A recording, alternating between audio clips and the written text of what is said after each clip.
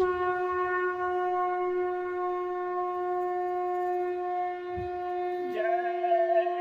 गुरुदेव। जय गुरुदेव।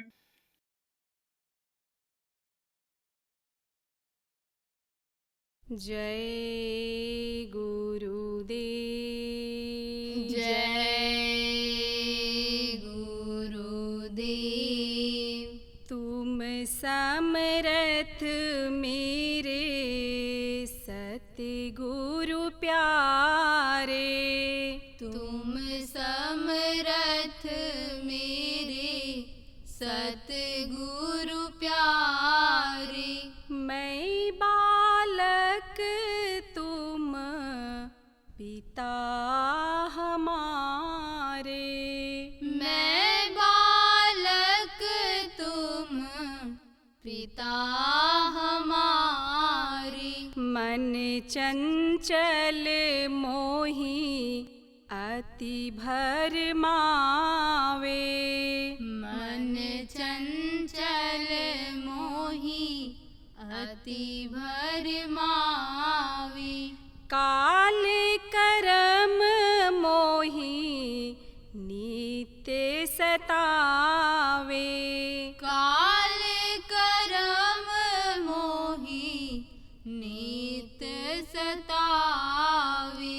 काम क्रोध संग भर मत डोले। काम क्रोध संग भर मत डोले। जड़ चेतन की गांठ न खोले। जड़ चेतन की गांठ न खोले। बहुतक जतन किए मैं आई। बहुतक जतन किए मैं आई। मीरा बल कछु पेश न जाई। मेरा बल कछु पेश न जाई।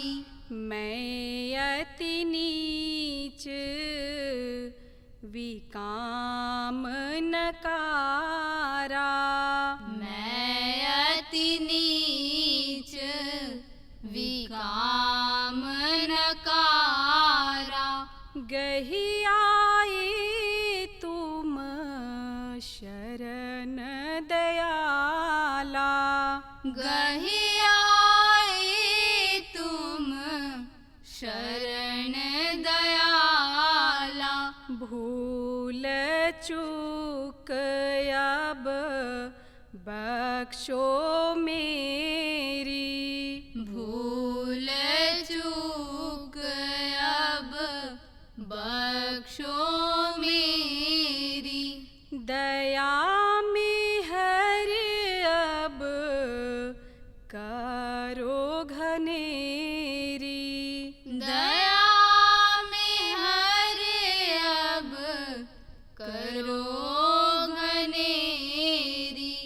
निर्मल कर अब सूरत चढ़ाओ। निर्मल कर अब सूरत चढ़ाओ। प्रेम दान दे चरण लगाओ। प्रेम दान दे चरण लगाओ। घट में मोहि निज दर्शन दीजे। घट में मोहि निज दर्शन दीजे। तन मन सूरत प्रेम रंग भीजे। तन मन प्रेम रंग भीजे। अज्ञान कुछ मांग न जाना। मैं अज्ञान कुछ मांग न जाना।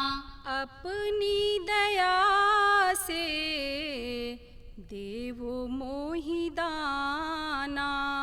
अपनी दया से देवो मोहि दाना।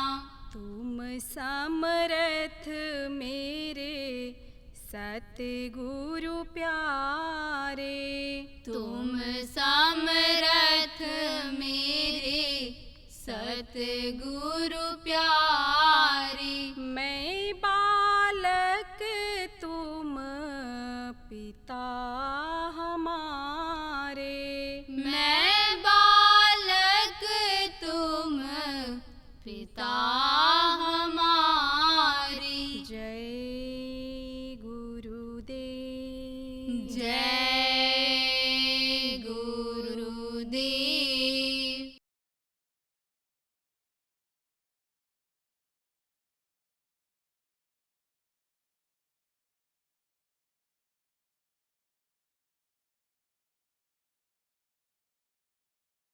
आपको बताया गया पहले के सत्संगों में संचित, क्रियमाणी और प्रारब्ध। संचित कर्म किसको कहते हैं? जो पिछले जन्म में जिस भी योनि में रहे उससे कर्म बना। हालांकि जिसके अंदर चैतन्यता होती है, मनुष्य योनि श्रेष्ठ होती है, ज़्यादातर कर्म उसी से बनते हैं। कर्म उससे भी बनते हैं। किससे? जिसकी बुद्धि नहीं होती, अनजान होता है, लेकिन उसकी माफ़ी हो जाती है। और जानकार जैसे कोई गलती करता है, सज़ा मिलती है, ऐसे ही मनुष्य जानकार होते हुए और उससे जो कर्म बनते हैं वो संचित कर्म होते हैं। संचित कर्म कम रहता है, क्रियमाण कर्म भी कम रहता है। प्रारब्ध कर्म, उससे ये मनुष्य शरीर मिलता है। तो पिछले जन्म में जहाँ कहीं भी रहे, पीछे का जैसे आप चलते हो तो पीछे का दिखाई नहीं पड़ता है पीछे क्या है। कोई आकर के खड़ा हो गया, कोई जानवर आ गया, कोई पीछे से हमला करने लगा, आप देख नहीं सकते हो। ऐसे ही उन्हीं अच्छे कर्मों की वजह से शरीर मिला और अच्छे कर्म आए तो सद्गुरु मिले, नाम मिल गया। नाम की कमाई करने के लिए वो समर्थ संत रहे हैं धरती पर। सब लोगों ने कहा है कि भाई नाम की कमाई करो, नाम ही भव सागर से पार करेगा। नहीं तो इसमें डूबते उतराते रहोगे, इसी में जन्मते मरते रहोगे, ये छूटेगी नहीं पीड़ा, यह दर्द खत्म नहीं होगा, बराबर बना रहेगा। तो संतों ने सबने कहा नाम की कमाई करो, नाम को पकड़ो। लेकिन नाम को पकड़ना इस समय बहुत मुश्किल हो रहा है। कारण क्या है? भजन ध्यान में मन नहीं लगता है। मन का लगना जरूरी है। मन इस शरीर का प्रमुख एक तरह से अंग कह लो आप, जैसे हाथ पैर आँख कान ये अंग होता है, ऐसे समझ लो कि अंतर के ये अंग हैं। अंग है ये एक तरह से, भजन का एक तरह से ये अंग है। कि जैसे हाथ न हो तो कोई क्या खा पाएगा। हाथ अगर बांध दिया जाए तो चलने में भी दिक्कत होती है। आदमी हाथ हिलाकर जब चलता है, तेज चल लेता है, हवा जो काटती है अन्य रोकती है उसको ये साफ करता। जैसे हवाई जहाज में पंख होते हैं, पंख ऐसे चलते रहते हैं तो हवा को काटते रहते हैं इसे। इसी तरह से मन है। तो मन ये हो गया गंदा। मन ही कर्मों को इकट्ठा कराता है। मन ही कर्म को अनुसंधु करने के लिए इस शरीर से प्रेरणा देता है, शरीर से कराता है। तो मन ये हो गया गंदा, क्योंकि कर्म हो गए गंदा। अब कुछ कर्म ऐसे हैं कि जिनको हम आप जान नहीं पाते हैं, समझ नहीं पाते हैं, बहुत से लोग नहीं समझ पाते हैं। दुनिया वाले जो दुख झेल रहे हैं, तकलीफ झेल रहे हैं, जो मृग तृष्णा की तरह से भाग रहे हैं इधर उधर, उनको तो और भी जानकारी नहीं है, क्योंकि सत्संग मिलता नहीं, सत्संग सुनते नहीं हैं। सत्संग से ही सारी बातों की जानकारी होती है, तो सत्संग मिलता नहीं, वो तो और ज़्यादा परेशान है। और सत्संग कम सुनते रहने से, सत्संग की बातों को न समझ पाने की वजह से, यानी कर्मों के बारे में जानकारी नहीं हो पाती है। देखो प्रेमी, कर्मों का हिसाब लिखा जाता है।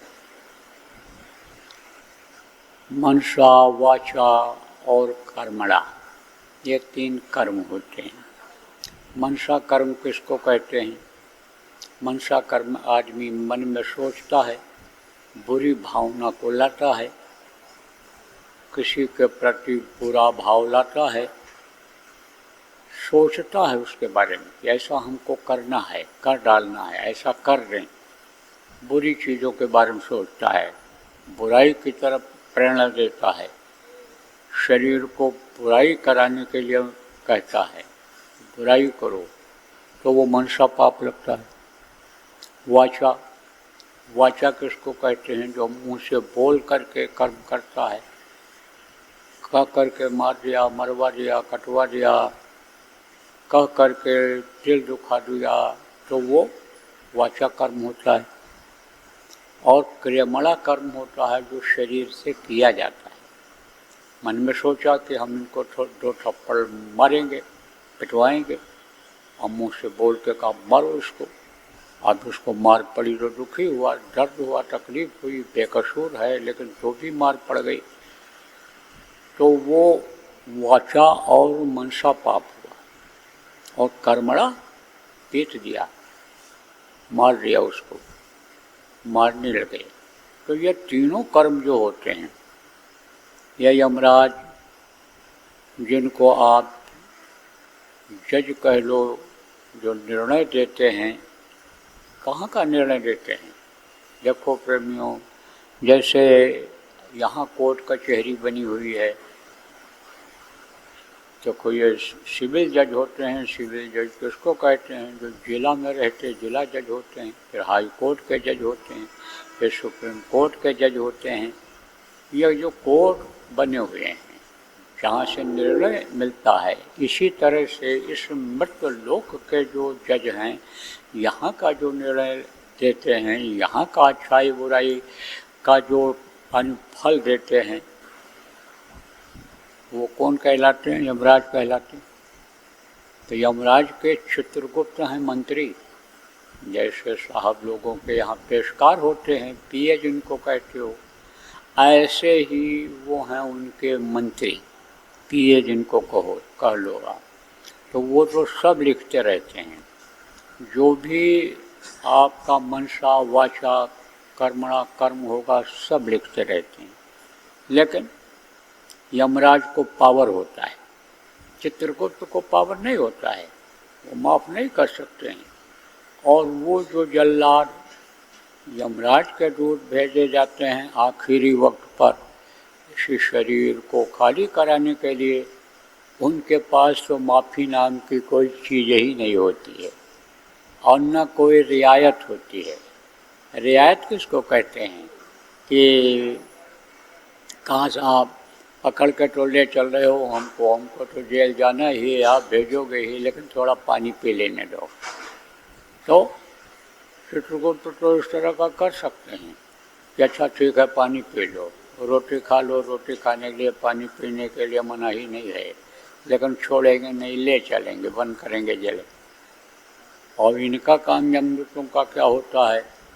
ये तो रोटी पानी देने के बजाय रोटी पानी ऐसे दिखा करके और हटा लेते हैं। भूखे को रोटी खिलाना पूरी का काम होता है, लेकिन पूरी नाम की तो उनके पास कोई चीज़ ही नहीं होती है।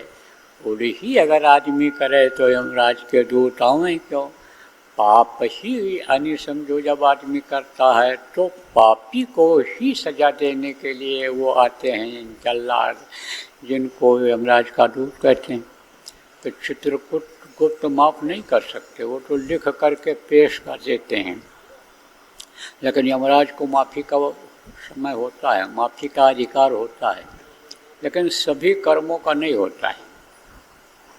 जैसे ये जज के बारे में आपको बताया, कुछ अधिकार जो है नीचे के जज को होता है, उससे ज़्यादा अधिकार माफ़ करने का, क्षमा करने का अधिकार, केस को हल्का करने का अधिकार यानी किसको होता है, हाई कोर्ट के जज को होता है।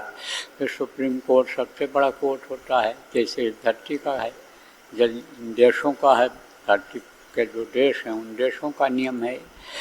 इसी तरह से ऊपर का भी नियम है।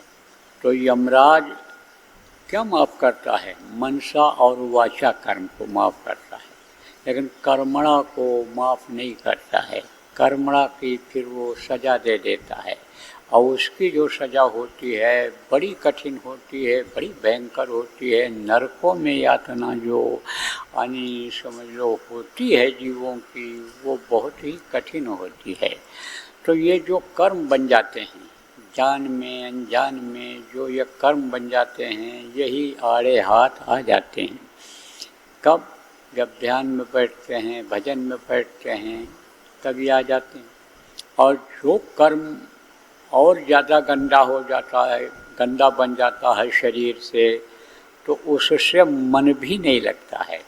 किसमें? भजन में बैठने में, ध्यान में बैठने में, सत्संगों में आने में भी यानी समझो मन बिल्कुल नहीं लगता है। अब वो तो संस्कार है, संस्कार यानी जगा हुआ है, संस्कार ही खींच करके लाता है। वो थोड़ी सी छोटी सी चिंगारी जैसे रुई के पहाड़ को जला देती है, ऐसे ही ये संस्कार जो बना हुआ है संतों ने डाला है, वही उन सामने के कर्मों को जला करके और खींच करके जीवों को सत्संगों में संतों के पास ले आया करता है।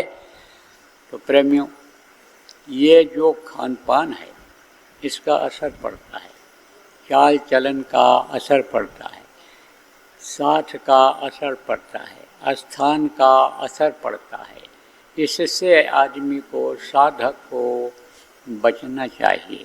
साधक जब तक इससे नहीं बचेंगे तब तक ये कर्म आते रहेंगे और ये भजन में बाधा डालते रहेंगे, भजन में मन लगने नहीं देंगे, घाट पर जीवात्मा को आने नहीं देंगे। जहाँ पर इस मृत्यु लोक का घाट है, जहाँ से इस मृत्यु लोक को छोड़ करके, इस पिंडी शरीर को छोड़ करके जीवात्मा निकलती है, ऐसे स्थान पर ये कर्म आने नहीं देंगे, बैठने नहीं देंगे। जहाँ उसका पहले सूरत यानी पहले सूरत को कहाँ लाना चाहिए? आँखों के बीच में लाना चाहिए। उसके बाद पुन घेर करके फिर घट पर लाना चाहिए। तो आँखों के बीच में ही नहीं आने देते हैं ये जो कर्म होते हैं, कर्मों से बचना चाहिए। देखो, जैसे बताया गया है प्रसाद के बारे में, तो प्रसाद वास्तव में कौन सा होता है? प्रसाद किसको कहते हैं? प्रसाद तो देवी देवताओं का भी लोग बनाते हैं और गुरु का भी बनाते हैं। तो पहले के समय में क्या होता था? पहले के समय में जनसंख्या कम थी, तो कम भीड़ होती थी, कम लोग जाते थे महात्माओं के पास, और समय अच्छा था तो ज़्यादा ज़रूरत भी नहीं पड़ती थी। तो भोग लगाते थे। भोग किसको कहते हैं? खाने वाली चीज़ों को भोग कहते हैं। जितनी भी खाने वाली चीज़ें हैं कहते भोग लगाओ। फल का भोग लगा दो, मीठे का भोग लगा दो, भोजन का भोग लगा दो। तो वो कुछ खा करके उसमें छोड़ देते थे। तो जब छोड़ देते थे तो वही प्रसाद हो जाता था। अब जब मूर्तियाँ लोग बनाने लगे तो वहाँ भी प्रसाद रखने लगे। अब देवता खाएं उसको चाहे न खाएं, लोग उसको प्रसाद मान लेते हैं। प्रसाद और भी तरीके से बनता है, प्रसाद छू करके भी बनता है, दृष्टि डाल करके भी बनता है, और खा करके भी बनता है, खा करके भी बनता है। तो प्रसाद यानी समझो किसका खाना चाहिए? भोग लगाया हुआ का खाना चाहिए, छुए हुए का, ऐसे जिसके अंदर धार उतरती हो। धार किसको कहते हैं? धारा। कबीर धारा गंग की, सतगुर रही लखाए, उलटता है सुमिरन करे, स्वामी संग मिलाए।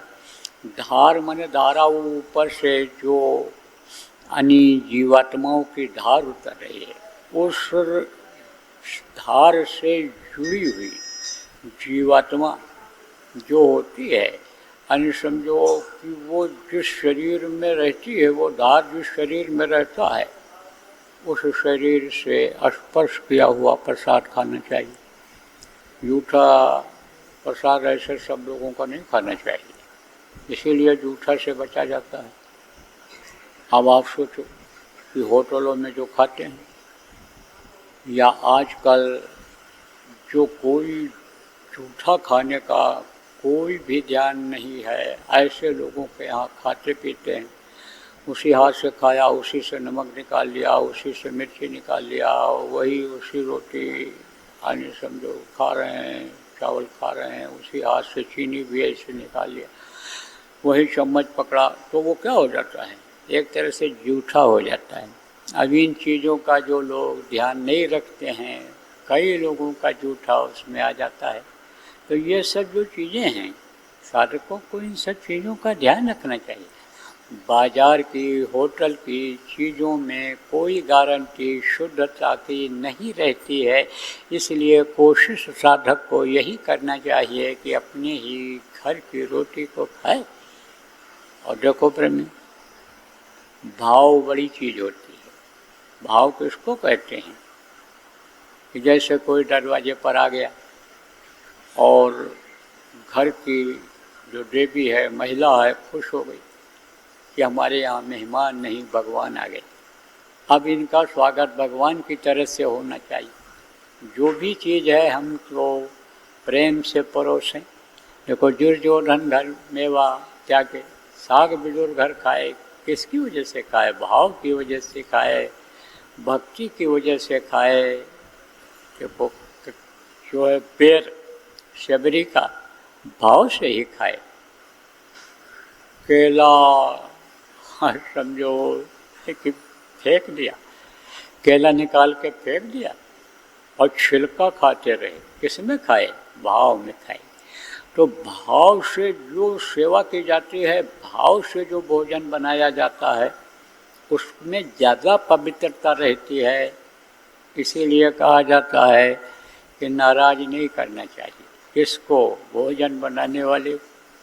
नहीं तो वो जब टेंशन में रहेगा, नाराज़गी में लोग नमक ही ज़्यादा कर देते हैं, मिर्ची ही ज़्यादा कर देते हैं। जैसे सेवा करने वाले हैं, नाराज़ कर दो तो पैर दबाते समय और ज़ोर से दबा देंगे, हड्डी दर्द करने लगेगा। एक उदाहरण दे रहा हूँ, खुश रखना चाहिए उनको, उनसे उलझना नहीं चाहिए।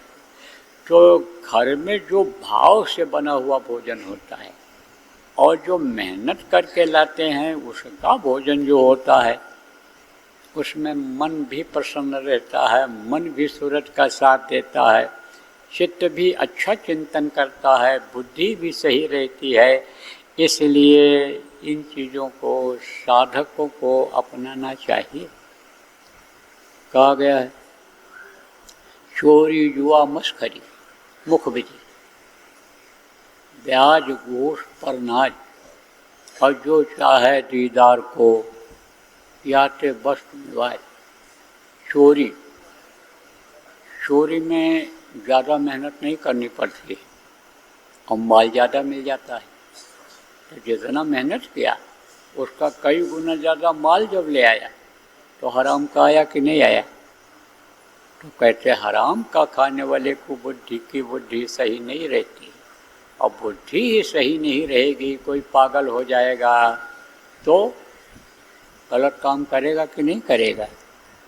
तो हराम का यानी समझो आ जाता है हलाल का नहीं रहता है, तो चोरी करने वाले का भजन नहीं बनता है, जुआ खेलने वाले का भी भजन नहीं बनता है। चोरी जुआ मुखबिरी में लोग क्या करते हैं, फंसा देते हैं। गलत आदमी के साथ सही आदमी भी पकड़ में आ जाता है और वो भी सजा पा जाता है। गुरु महाराज के पास बैठने का खूब मौका मिला, खूब गुरु महाराज सेवा दिए, 40 साल लगाए रखे चरण में। तो एक बार बताए कि कानपुर में पुलिस वालों ने एक चोर को पकड़ा, और पकड़ा तो वहाँ उसको मारा तो एक थप्पड़। भीड़ इकट्ठा हो गई, तो एक आदमी उधर से जा रहा था रिक्शे पर बैठ करके। तो उस समय तो कारें इतनी थी नहीं, सवारियाँ इतनी, स्कूटर वगैरह था नहीं। रिक्शे पर जो चलता था बड़ा आदमी होता था, पैर से रिक्शे, जो पैर का रिक्शा 3 पहिए का होता है, उसको चलाते थे और बैठने वाले उस पर बैठ जाते थे, उनको पैसा देते थे।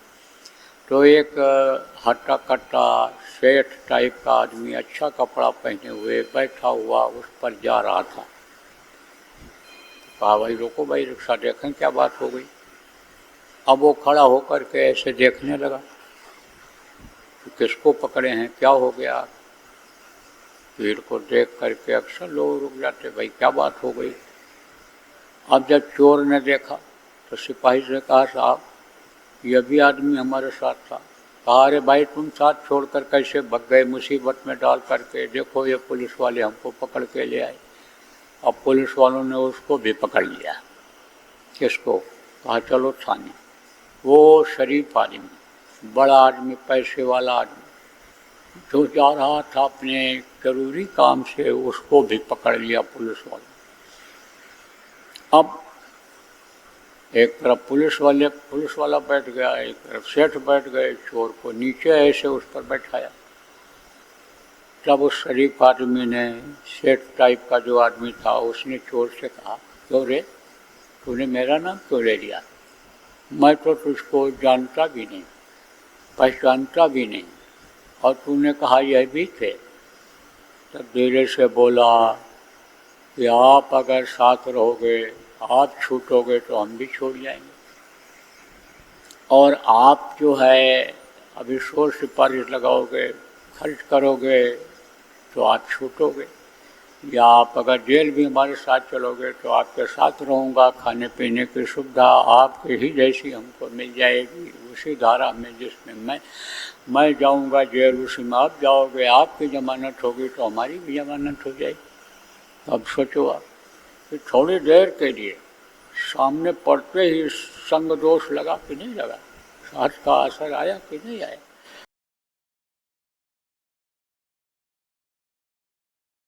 अगर ध्यान नहीं दोगे आप लोग, तो आज आपको बता के जा रहा हूँ यहाँ हाथिन आने समय लोग कन्नौज जिला के इस स्थान पर, कि अगर लोग ध्यान नहीं देंगे तो कुछ समय के बाद यही नौजवान देश के 50%, यानी 100 में 50 नौजवान ये पागलों जैसे दिखेंगे, नशे की आदत में पड़े दिखेंगे इधर उधर।